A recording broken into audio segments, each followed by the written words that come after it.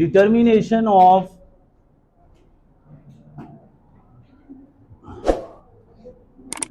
charge to mass ratio.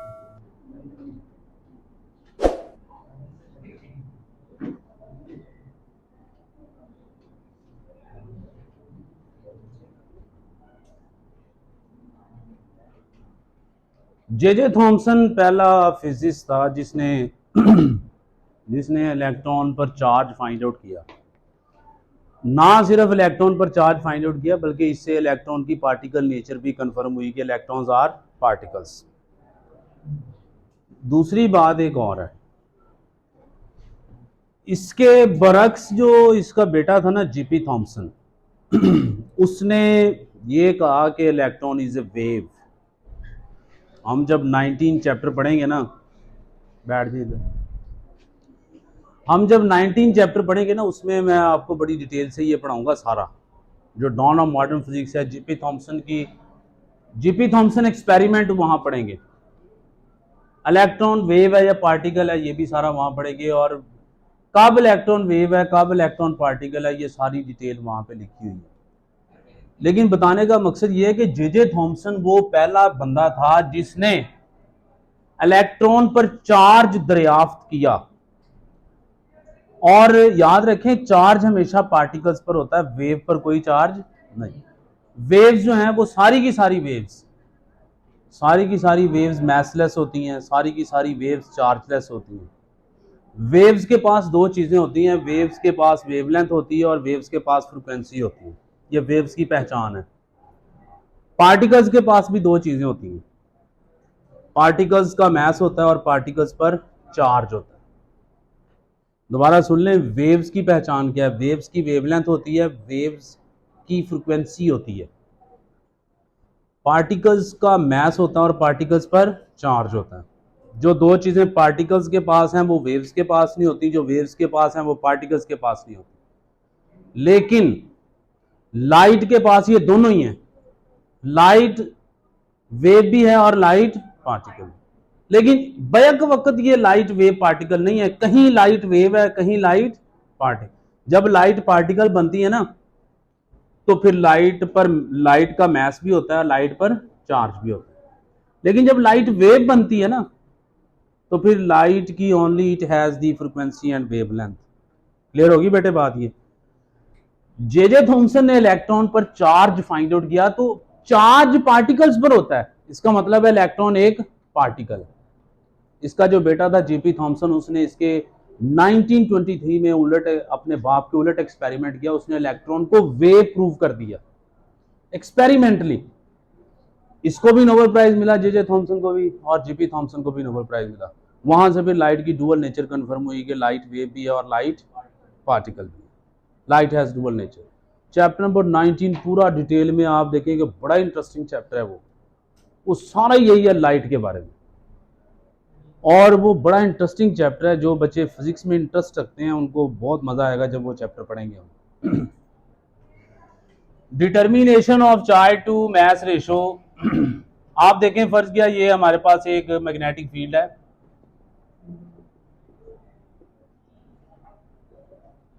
एक particle जो magnetic field के अंदर एंटर किया है, इसकी वेलोसिटी है v। आप देखें ये particle magnetic field is directed into the plane of the paper and the thumb will indicate the direction of the velocity. आपने force on a charge particle पढ़ा है, e we cross B. E जो है ना, this is the charge on the elementary particle. अगर electron होगा तो minus, proton होगा तो प्लस। अब ये जब इलेक्ट्रॉन इस तरफ जा रहा है, ये एक पॉजिटिव पार्टिकल है, लेट्स सपोज पॉजिटिव पार्टिकल है, वो इस तरफ जा रहा है। ये आप देखें मैग्नेटिक फील्ड की डायरेक्शन, ये थंब जो है वेलोसिटी की डायरेक्शन को इंडिकेट कर रहा है। इलेक्ट्रॉन इस तरफ जा रहा है तो फोर्स किस तरफ है? अपवर्ड। अगर तो ये पार्टिकल पॉजिटिव है तो ये ऐसे, इसकी मोशन ये होगी एंटी क्लॉकवाइज। इसकी मोशन कौन सी होगी? अगर ये इलेक्ट्रॉन है, नेगेटिव चार्ज पार्टिकल है, तो फिर ये नीचे की तरफ आएगा, मोशन कौन सी हो जाएगी? क्लॉकवाइज। समझ आ रही ना बात? अगर तो प्रोटॉन है तो इसकी एंटी क्लॉकवाइज मोशन, इलेक्ट्रॉन है तो क्लॉकवाइज मोशन हो जाएगी। अब जैसे ही ये मैग्नेटिक फील्ड के अंदर इंटर होता है तो ये पार्टिकल ऐसे मैग्नेटिक फील्ड के अंदर घूमना शुरू कर देता है, क्योंकि हमने कल पढ़ा था कि ये जो मैग्नेटिक फोर्स है this is the deflecting force. Magnetic force याद रखें इलेक्ट्रोमैग्नेटिज्म में वही काम करती है जो सेंट्रीपिटल फोर्स मैकेनिक्स में काम करती है। सेंट्रीपिटल फोर्स क्या काम करती है? Which keeps the body to move in a circle. Magnetic force क्या काम करती है? ये भी एक चार्ज पार्टिकल को सर्कल में घुमा देती है। सेंट्रीपिटल फोर्स एक क्लासिकल फिजिक्स में या जो मैकेनिक्स है उसके अंदर एक चार्जलेस पार्टिकल को दायरे में घुमा देती है। इलेक्ट्रोडायनामिक्स में मैग्नेटिक फोर्स एक चार्ज पार्टिकल को दायरे में घुमा देती है। तो दोनों फोर्सेस क्या हैं? Similar. And this force is provided by the necessary centripetal force. अगर मैं इस फोर्स की मैग्नीट्यूड लिखूं बच्चों, ये देखें F is equal to EVB, क्योंकि थीटा कितना है? 90 डिग्री। V और B में एंगल कितना है बताएं? V इस तरफ अंदर की तरफ है और B जो है अंदर की तरफ है, V इस तरफ है। कितना एंगल है? तो साइन 90 क्या होगा? 1। तो ये इसकी मैग्नीट्यूड। सेंट्रीपिटल फोर्स किसके इक्वल है? mv square over r। अब ये वाली फोर्स प्रोवाइड कर रही है सेंट्रीपिटल फोर्स। कंबाइनिंग 1 एंड 2, 1 और 2 को कंबाइन कर दें, दोनों को कंबाइन करेंगे तो mv square over r this is equal to EVB। ये एक v से कट गया, mv over r is equal to EB। जरा मैं थोड़ा सा चेंज करता हूं, m को इधर ले आता हूं नीचे, ये b इधर मल्टीप्लाई हो रहा है, इधर आगे डिवाइड। तो बच्चों ये आ जाएगा v over B R this is equal to E over charge to mass. Charge to ratio है ये, चार्ज टू मैस रेशो। ये क्या लिखा हुआ है? Charge to mass ratio. अभी ये आगे हमने हल करना है, मैं इसको यहां पे लिख देता हूं। ये देखिए E over M is equal to V over B R. यहां तक जरा नोट करें इसको, मैं इक्वेशन नंबर क्या कहता हूं 3। चलो बेटे, आज मैं ना आपको एक तो हमने वो थोड़ा सा टॉपिक की चीज़ें रहती थी वो पहले मैं क्लियर कराता हूँ, और दूसरे नंबर पे 2-3 MCQs हैं वो करने, और एक मैंने आपको चार्ज टू मैस रेशो वाला टॉपिक भी पढ़ाना है। इसलिए आपने बेटे खाना पीना बंद कर दें अब मेहरबानी फरमा के, और सारी तवज्जो इधर रखें। अब कल आपने फोर्स का फार्मूला ये पढ़ा था QV cross B, F is equal to QV cross P। बेटे इधर तवज्जो करें, अब खामोशी इख्तियार करें। अगर मुझे बार बार कहना पड़ा ना फिर मैं आपको बाहर निकालूंगा क्लास से, इसलिए मैंने दोबारा नहीं कहना। अब सारी तवज्जो इधर रखनी है। F is equal to QV cross B, ये वो वाली फोर्स है जो एक पार्टिकल पर एक्ट हो रही है। आपने देखा था कि जब एक कंडक्टिंग रॉड जो है उसमें से करंट पास कर रहा था तो पूरे रॉड पर जो फोर्स लग रही थी उस फोर्स का फार्मूला था IL क्रॉस B। अब इस रॉड में से करंट पास कर रहा है, तो करंट तो बेसिकली है फ्लो ऑफ चार्जेस। करंट क्या है? Flow of charges. अब इसमें तो लाखों चार्जेस फ्लो कर रहे हैं, वो सारे मिलकर एक फोर्स जनरेट कर रहे हैं जो इस कंडक्टिंग रॉड पर लग रही, जो कि ये है। हम ये देखना चाहते हैं कि एक चार्ज पार्टिकल कितनी फोर्स एक्सर्ट करता है, उस फोर्स का फार्मूला ये था। अब दूसरी बात, अगर तो वो चार्ज है इलेक्ट्रॉन, अगर वो चार्ज क्या है? इलेक्ट्रॉन, फिर आप इस फोर्स को ऐसे लिख सकते हैं F is equal to minus EV cross B। इस फोर्स को Q की जगह मैंने क्या लिख दिया है? Minus E। Charge on the electron negative. अगर वो पार्टिकल है प्रोटॉन तो फिर Q हो जाएगा प्लस E। फिर आप इस फोर्स को ऐसे लिख सकते हैं प्लस EV क्रॉस B। फिर इस फोर्स को ऐसे लिखा जा सकता है, this is the force acting on the electron which moves inside the magnetic field, and this is the force acting on the proton which moves inside the magnetic field. अब दो पॉसिबिलिटीज है, गौर करें जरा। एक तो ये है कि ये जो फोर्स का फार्मूला आपने पढ़ा है क्यू वी क्रॉस बी, आप देखें अगर आप इसका क्रॉस प्रोडक्ट खत्म करें तो ये आ जाएगा Q V B sine theta, Q V B sine theta.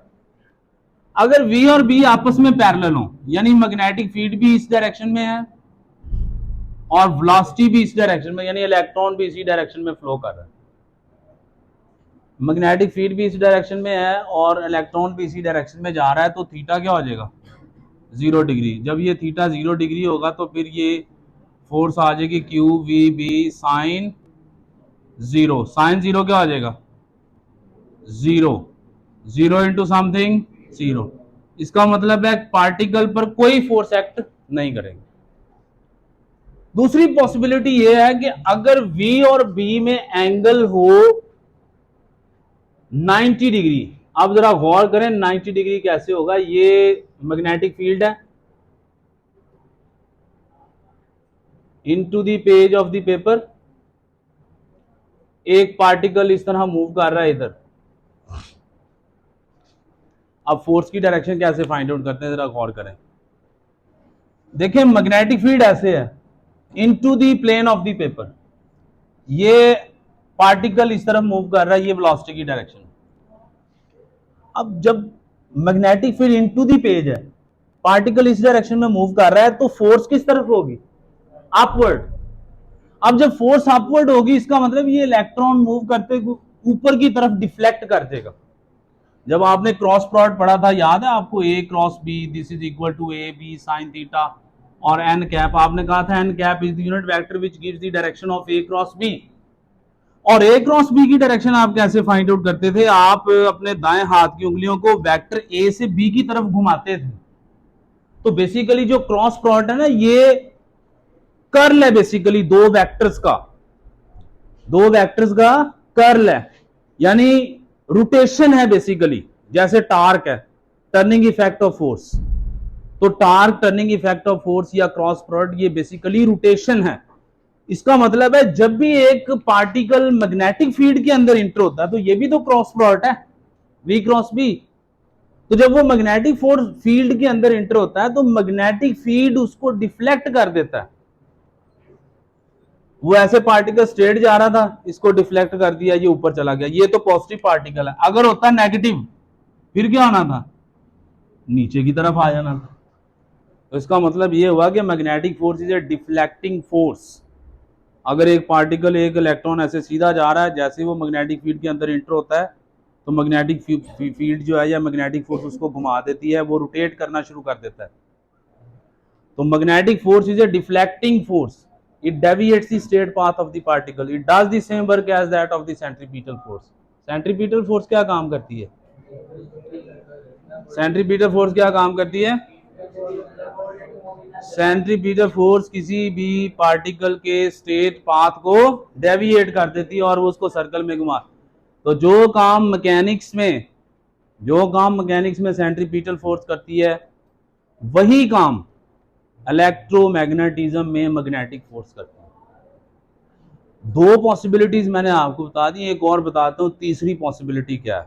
अगर ऐसा हो कि एक पार्टिकल बजाय या ना वो ऐसे मूव करे ना वो ऐसे मूव करे, पैरेलल भी ना हो और परपेंडिकुलर, वो इस तरह मूव कर रहा है, आपने मैग्नेटिक फील्ड के अंदर ऐसे किसी एंगल पर इसको डिस्प्लेस कर दिया।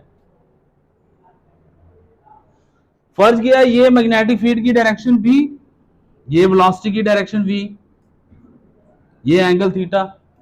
आप V को उसके कंपोनेंट्स में रिजॉल्व कर लें, this is V sign theta और ये क्या होगा V कॉस थीटा। अब मैग्नेटिक फोर्स तो डिफ्लेक्टिंग फोर्स है, अगर तो वो परपेंडिकुलर मूव कर रहा था तो वो इस तरह ये इलेक्ट्रॉन जो है वो सर्कल में घूमना शुरू कर देगा और मैग्नेटिक फील्ड के अंदर रोटेट करता रहेगा। लेकिन अगर आपने उसको ना पैरेलल ना परपेंडिकुलर किसी भी एंगल पर डिस्प्लेस नहीं किया तो फिर क्या होगा, जब ये किसी भी एंगल पर होगा तो ये इलेक्ट्रॉन इस तरह मूव करेगा,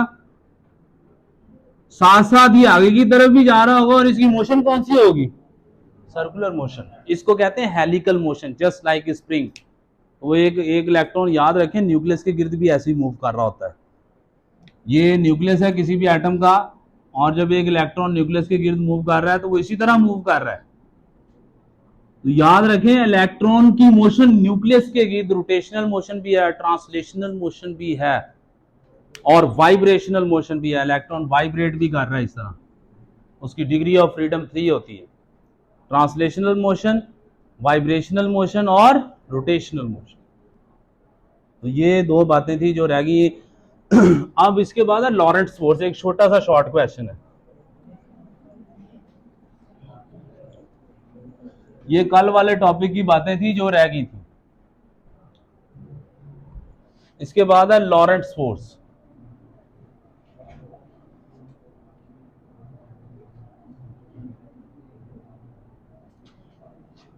the sum of electric and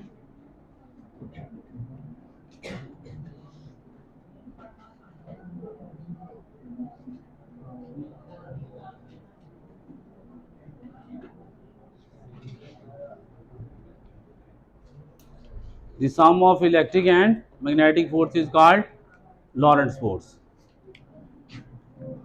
बेटे इधर देखें, F L is equal to F E plus F B. बाद में लिखना बेटे, इसको समझ ले पहले। लॉरेंट्स फोर्स बराबर है electrical force plus magnetic force. आपने इलेक्ट्रिक फोर्स पढ़ी हुई है क्यू ई, मैग्नेटिक फोर्स क्या है क्यू वी क्रॉस पी। इन दोनों फोर्सेस का सम, उस फोर्स को क्या कहते हैं? Lorentz force. ये शॉर्ट क्वेश्चन भी आता है, मैं अभी आपको इसका मतलब समझाता हूं। इसका मतलब क्या है, दोनों को ये कंसेप्ट आपने क्लियर करना है। पहली बात तो ये है कि लॉरेंट्स फोर्स क्या है? इलेक्ट्रिक और मैग्नेटिक फोर्स का सम, इलेक्ट्रिक और मैग्नेटिक फोर्स का sum. This is the electric force and this is the magnetic force, q E और क्यू वी क्रॉस बी। अब होता क्या है, एक पार्टिकल के पास दो पॉसिबिलिटीज हैं। एक पार्टिकल के पास दो पॉसिबिलिटीज हैं कि वो इलेक्ट्रिक फील्ड में भी मूव कर सकता है, मैग्नेटिक फील्ड में भी मूव कर सकता है, और तीसरी पॉसिबिलिटी और आ गई कि अगर दोनों ही फील्ड हो, इलेक्ट्रिक भी हो और फिर वो किस तरह मूव करेगा। ये देखिए जरा, ये फर्ज किया आपके पास ये एक प्लेट है, इस पर पॉजिटिव चार्ज, और एक ये प्लेट है, इस पर नेगेटिव चार्ज। आपको पता है इलेक्ट्रिक फील्ड लाइंस ऐसे पॉजिटिव से किस तरफ होती हैं? ये बड़ी इंपॉर्टेंट बात है, आपकी तवज्जो बेटे इधर होनी चाहिए। इलेक्ट्रिक फील्ड लाइंस हमेशा पॉजिटिव प्लेट से किस तरफ है? नेगेटिव प्लेट की तरफ। पॉजिटिव प्लेट से नेगेटिव। अब देखें, अगर एक इलेक्ट्रॉन है, ये इलेक्ट्रॉन है, आपने इसको मूव करवाया, ये फील्ड के अंदर इंटर हो गया। इलेक्ट्रॉन पर कौन सा चार्ज होता है? तो जब ये इलेक्ट्रिक फील्ड के अंदर हो इंटर होगा तो ये किस प्लेट की तरफ जाएगा? पॉजिटिव की तरफ निकल जाएगा इस तरह। यानी जैसे ही आपने इलेक्ट्रॉन को मूव करवाया तो वो इलेक्ट्रिक फील्ड के अंदर इंटर हुआ तो वो towards it deflect towards the positive plate, electron positive plate की तरफ चला गया। अब बात करते हैं मैग्नेटिक फील्ड की। ये देखिए,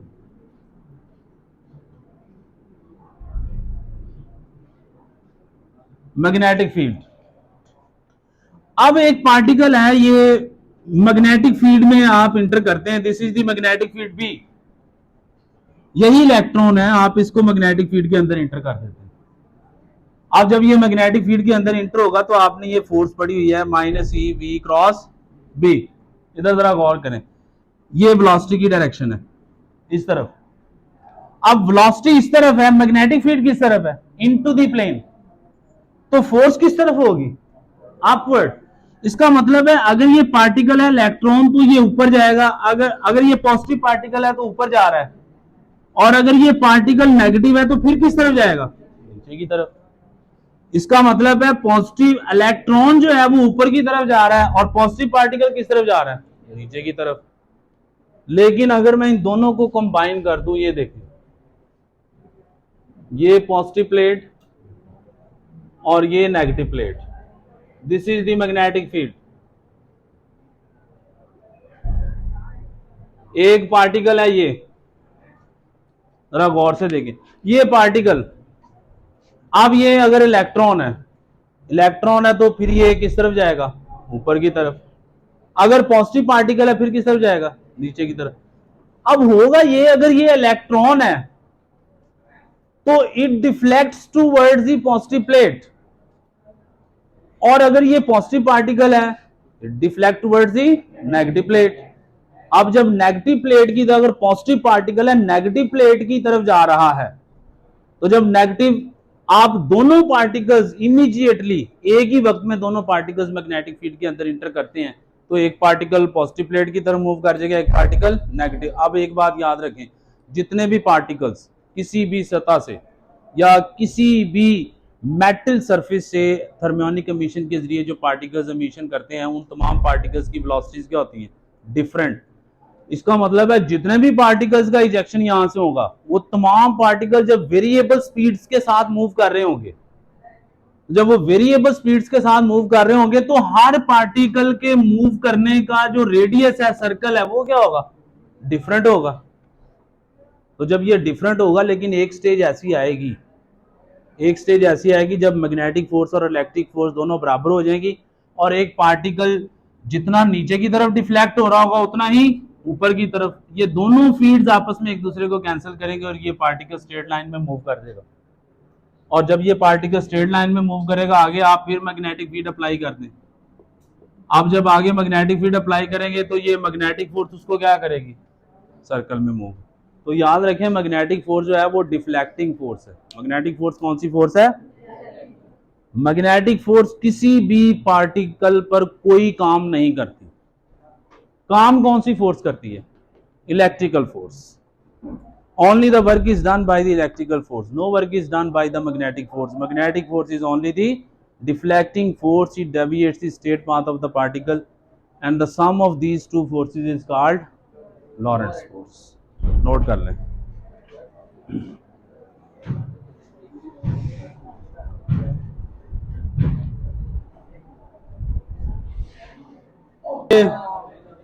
इसके बाद लिख लें, यहाँ पे इधर देखो, इसके बाद लिख लें, दो लाइनें आपको लिखवा देता हूँ।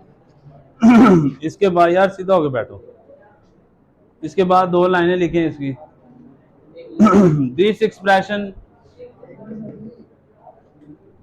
this expression shows that magnetic force is only the deflecting force.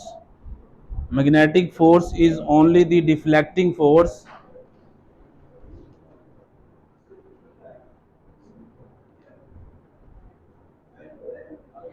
magnetic force is only the deflecting force. It does no work, it does no work,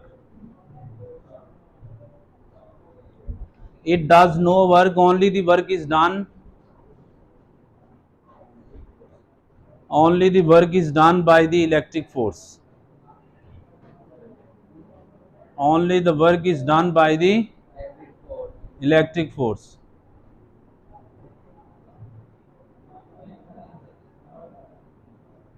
clear होगी बात। ये वाला टॉपिक भी कंप्लीट है, लेकिन मैंने 2-3 एमसीक्यूज आपको कराने थे, मैं वो बता देता हूँ। वो रोज ही रह जाते थे मैं, लेकिन आपको बता देता हूँ आज वो।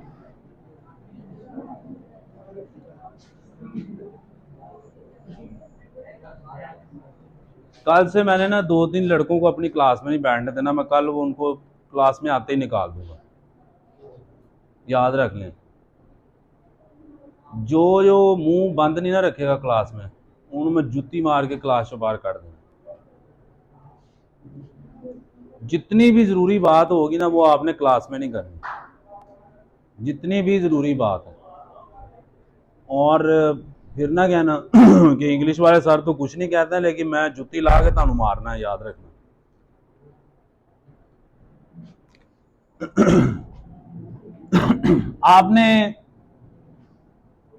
आपने बेटे मैग्नेटिक फ्लक्स का फार्मूला ये पढ़ा था, phi is equal to B dot A. Magnetic flux का फार्मूला क्या था, बी डॉट ए। अगर आप मैक्सिमम फ्लक्स की बात करें वो था B A, this is the maximum flux. क्योंकि आप जब डॉट प्रोडक्ट खत्म करते थे कॉस थीटा, थीटा की वैल्यू 0, तो ये मैक्सिमम फ्लक्स आ गया। 3 एमसीक्यूज हैं इसमें, 3 याद रखने हैं ये। आपने एक फोर्स पढ़ी थी, F is equal to I L B sine theta. Theta की वैल्यू जब 90 डिग्री थी तो F is equal to I L B. B किसके इक्वल आ गया था, F over I L. Force unit newton, current के यूनिट एम्पेयर और लेंथ के यूनिट मीटर। ये आ गया था न्यूटन पर एम्पेयर और पर मीटर, और which is equal to tesla. T से जाहिर करते थे इसको। ये आपने मैग्नेटिक फील्ड के यूनिट्स पढ़े थे। अब आप देखिए मैग्नेटिक फील्ड के यूनिट्स हैं न्यूटन पर एम्पेयर पर मीटर, और ये एरिया है, एरिया के यूनिट क्या होते हैं, मीटर स्क्वायर। ये हो जाएगा न्यूटन पर एम्पेयर मीटर, या आप इसको ये भी कह सकते हैं न्यूटन मीटर पर ampere. This is equal to weber, और इसको डब्ल्यू से जाहिर करते हैं। तो जो मैग्नेटिक फ्लक्स है इसके यूनिट्स क्या हैं, वेबर। और 1 वेबर किसके इक्वल है, ये एमसीक्यूज आया हुआ है कि 1 weber is equal to, weber किसके यूनिट्स हैं, वेबर किसके यूनिट्स हैं, मैग्नेटिक फ्लक्स। अब दूसरी बात सुने, ये तो एक होगी, एक टर्म है उसको, वो है मैग्नेटिक, आपने लिखना नहीं बेटे अभी समझे, मैग्नेटिक फ्लक्स डेंसिटी। 2-3 चीजें रिलेट करेंगे यहां पे। Magnetic flux density, magnetic flux density जो है इसकी डेफिनेशन है flux per unit area, flux per unit. अगर शॉर्ट क्वेश्चन आ जाए कि what is meant by the magnetic flux density, तो कैसे डिफाइन करेंगे, flux per unit area is called, यानी यूनिट एरिया में से जितना फ्लक्स पास कर रहा है वो उसकी फ्लक्स डेंसिटी है। अब फ्लक्स डेंसिटी, मैग्नेटिक फ्लक्स के यूनिट तो आपने पढ़े हैं वेबर, क्या पढ़े हैं, वेबर।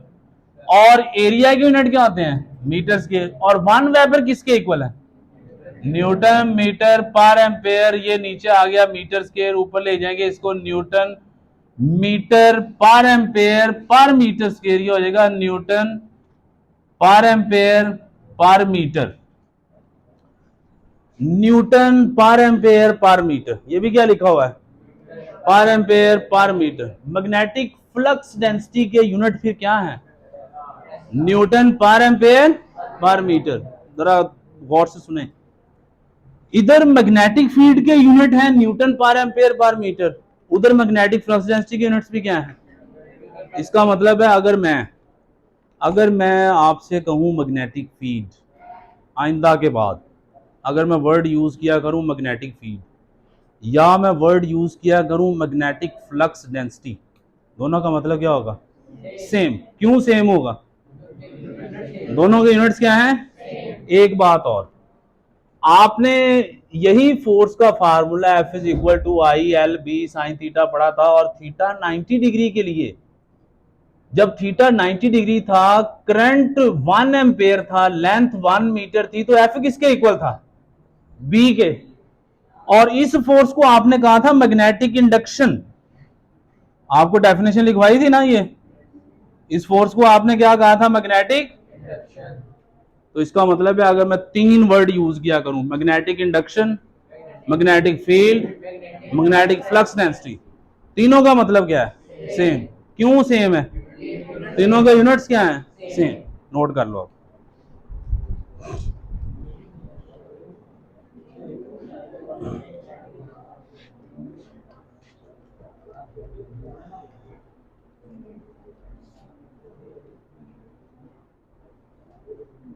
ये बात रह गई थी, ये पेज, बुक दिखाएं जरा बेटे। ये आपकी बुक का पेज नंबर था, पेज नंबर 61 के टॉप पे 2-3 लाइनें लिखी हुई हैं, शुरू में 3-4, वो वहां से आपको समझ नहीं आनी थी, मैंने सारी ये एक्सप्लेन कर दी है। ठीक होगी बात? ये नोट कर लें, ये इसमें से कम एक एमसीक्यूज लाजमी बोर्ड के एग्जाम में आता है इसी टॉपिक में से।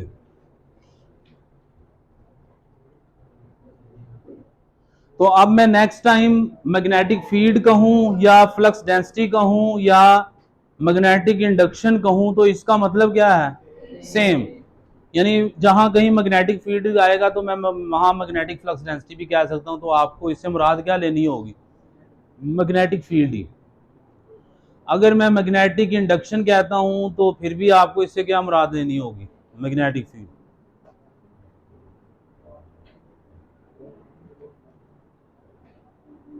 आपकी आपकी वजह से मुझे काफ़ी ऊंची बोलना पड़ता है, पता है आपको? क्योंकि आप जब पूरी खामोशी के साथ नहीं ना सुनते हैं, ये कि कल से देखेंगे आपको बड़ी साइलेंस होगी, बाहर भी साइलेंस होगी, किसी किस्म की आवाज़ नहीं आएगी, और अंदर तो जिसकी आवाज़ आई ना, तो उन्होंने कल अंदर एनी कि छितर पैने ने उन्होंने याद रखना कि वो कहेगा या मैं अकैडमी छड़ जावा तो या मैं इंसान बन जावा। ये बड़ी यार डिस्टर्ब। आपको पता है, एक मुझे दो लोगों से बड़ी शदीद नफरत है। एक वो जो जब बंदा गाड़ी में बैठा होता है ना तो बाहर मंगन वाला इंज शीशा खड़कांदा है,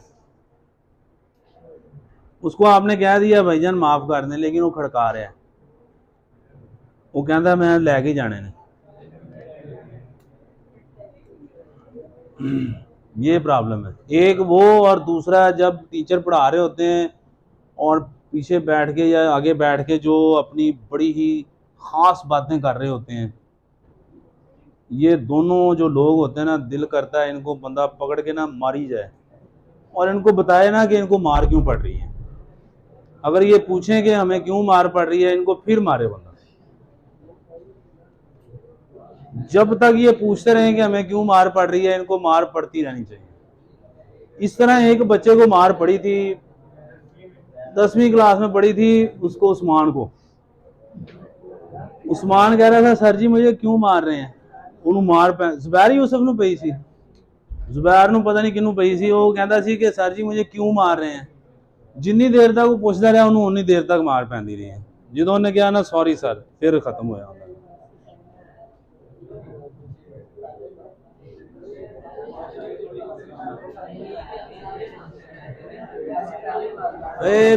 अली हैदर ये वाली बातें ना रिकॉर्ड करना।